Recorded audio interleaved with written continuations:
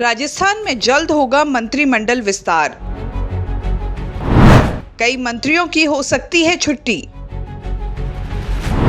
कुछ विधायकों को बनाया जा सकता है मंत्री। पूर्वी क्षेत्र पर रह सकता है ज्यादा फोकस। किरोड़ीलाल मीणा घटनाक्रम निभाएगा अहम भूमिका। नमस्कार, आप देख रहे हैं देश की दिशा और मैं हूं छवि अवस्थी।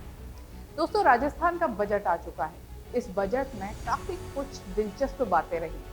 सबसे बड़ी दिलचस्प बात यह रही कि जब बजट पेश किया गया, वित्त मंत्री दिया कुमारी बजट पढ़ रही थी। उनके पास में मुख्यमंत्री भजनलाल शर्मा बैठे थे, लेकिन सबसे ज्यादा चर्चा थी वो उन लोगों की थी जो वहां मौजूद नहीं थे। जी हाँ, बात हम वसुंधरा राजे की ही कर रहे हैं। वसुंधरा राजे के अलावा कृषि मंत्री किरोड़ीलाल मीणा भी मौजूद नहीं थे। कृषि बजट पढ़ा गया, उस दौरान गोविंद सिंह डोटासरा जो पीसीसी चीफ हैं, उन्होंने कहा भी कि कृषि मंत्री कहाँ है, लेकिन कृषि मंत्री का जो भार है वो किसी और को दिया जा चुका है, तो इसलिए वहां पर किरोड़ीलाल मीणा भी उपस्थित नहीं थे। कुल मिलाकर समझ सकते हैं कि जो उपस्थित थे उनसे ज्यादा चर्चाएं उनकी थी जो अनुपस्थित थे। हालांकि पूर्व मुख्यमंत्री अशोक गहलोत भी वहां मौजूद नहीं थे, लेकिन उनकी ना मौजूदगी का कारण उनके जो स्वास्थ्य है वो था। वही बात करें इस बजट की, तो इस बजट में सबसे ज्यादा जो मुख्य चीजें रही वो ये रहा, कहा जा रहा है कि जो उपचुनाव हैं उसको साधने की कोशिश की गई।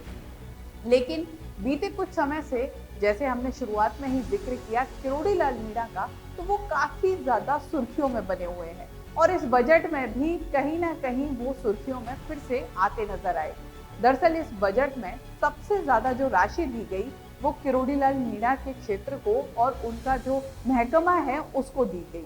तो उसके बाद कहा जाने लगा, क्योंकि वो नाराज हैं लंबे समय से और इस्तीफा तक दे चुके हैं, उनकी मुलाकात हो चुकी है दिल्ली में, तो कहीं ना कहीं उन्हें साधने की कोशिश की गई है।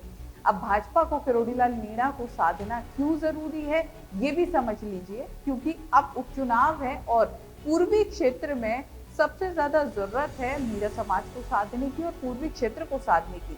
ऐसे में किरोड़ीलाल मीणा को साधना भाजपा के लिए बहुत ज्यादा जरूरी है।